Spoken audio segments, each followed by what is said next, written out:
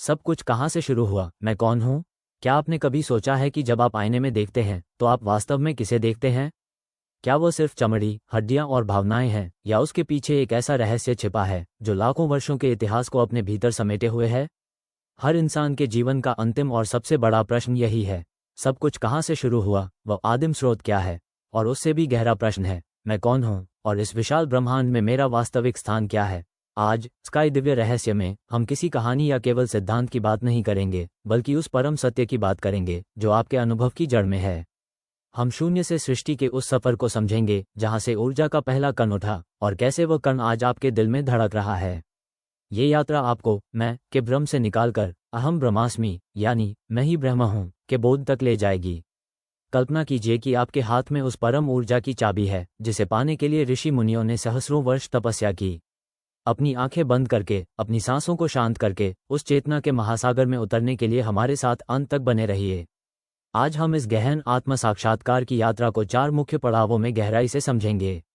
पहला पड़ाव, महाशून्य, आदि कारण और प्रथम स्पंदन। तो आइए चलते हैं पहले पड़ाव की ओर, जिसे हम महाशून्य, आदि कारण और प्रथम स्पंदन कहते हैं। सृष्टि की शुरुआत को समझना समय की शुरुआत को समझना है।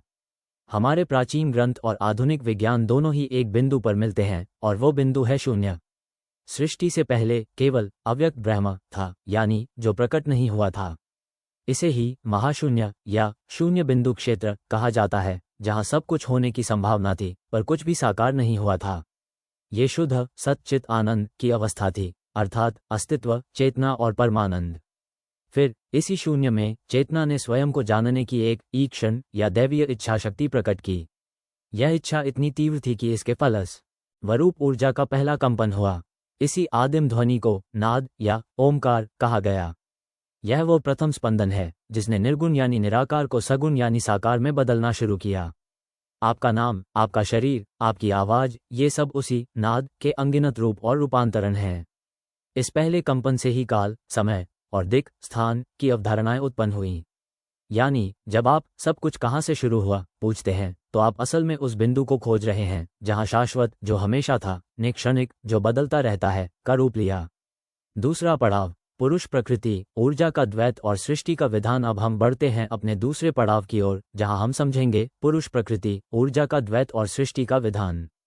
पहले कंपन यानी नाद ने ऊर्जा को 2 मूलभूत ध्रुवों में बांट दिया, जिससे ये पूरा संसार चलायमान हुआ।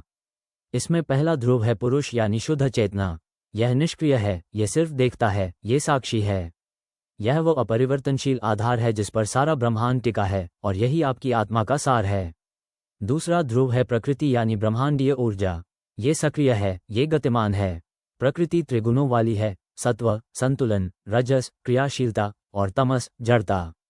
आपका शरीर, आपका मन, पहाड़, नदियां और यहाँ तक कि आपके विचार, ये सब प्रकृति के खेल हैं, ये बदलते रहते हैं।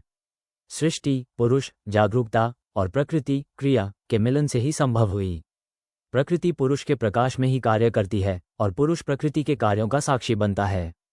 इस गहन सत्य को जानना ही आपको ये समझाता है कि आप केवल काम नहीं कर रहे हैं, बल्कि एक दिव्य नृत्य का हिस्सा हैं। ये ज्ञान आपको मानसिक तनाव से मुक्त करता है, क्योंकि आप जानते हैं कि कार्य तो प्रकृति का है और आप सिर्फ प्रकाश हैं। तीसरा पड़ाव, त्रिदेह का रहस्य, माया और जीवात्मा का भ्रम। हमारी यात्रा का तीसरा पड़ाव हमें उस रहस्य की ओर ले जाता है कि हम खुद को इतना सीमित क्यों महसूस करते हैं। ये है त्रिदेह का रहस्य, माया और जीवात्मा का भ्रम। हम खुद को सीमित इसलिए महसूस करते हैं क्योंकि हमें माया का पर्दा और 3 शरीरों का जटिल ताना बाना घेरे हुए है। हमारा शरीर एक नहीं बल्कि 3 शरीरों से बना है। पहला है स्थूल शरीर, जो 5 तत्वों से बना है और जन्म लेता है और मर जाता है। दूसरा है सूक्ष्म शरीर, जो मन, बुद्धि, अहंकार और चित्त का समूह है। यहीं से आपकी भावनाएं और विचार उत्पन्न होते हैं। तीसरा है कारण शरीर, जो आपके कर्मों का भंडार है, आपके अस्तित्व का सबसे सूक्ष्म ढांचा। यह एक जीवन से दूसरे जीवन तक आपके साथ जाता है। जब परम चेतना, पुरुष, खुद को इन तीनों शरीरों से जुड़ा हुआ मान लेती है, तब वह जीवात्मा बन जाती है, यानी एक सीमित इकाई। ये जुड़ाव ही अहंकार है, जो कहता है मैं ये शरीर हूँ, ये नाम मेरा है। आपका मन हर पल विचारों और भावनाओं के रूप में बदलता रहता है। इन्हें वृत्तियाँ कहते हैं। माया इन्हीं वृत्तियों का उपयोग करके जीवात्मा को यह महसूस कराती है कि आप शरीर और मन हैं, न कि शुद्ध चेतना। चौथा पड़ाव, साक्षी भाव, अपनी सच्ची पहचान को जगाना। और अब हमारी यात्रा का चौथा और सबसे महत्वपूर्ण पड़ाव, साक्षी भाव, अपनी सच्ची पहचान को जगाना। अपनी वास्तविक पहचान को खोजना कोई नई चीज़ हासिल करना नहीं है, बल्कि एक भूली हुई सच्चाई को याद करना है। आप शरीर, मन और विचारों को बदलने वाले नहीं हैं, आप सिर्फ उन्हें जानने वाले हैं। वह शांत, स्थिर जागरूकता। जब कोई विचार आता है तो आप विचार नहीं होते, आप विचार के ज्ञाता होते हैं। इस साक्षी भाव में स्थित होना ही मैं कौन हूं का सीधा उत्तर है। जब आप साक्षी भाव में मजबूती से ठहर जाते हैं तो जीवात्मा का भ्रम टूट जाता है।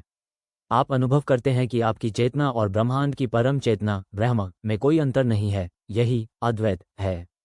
इस आत्मज्ञान के बाद जीवन का उद्देश्य सिर्फ भौतिक लक्ष्यों से हटकर आत्मिक संतोष बन जाता है।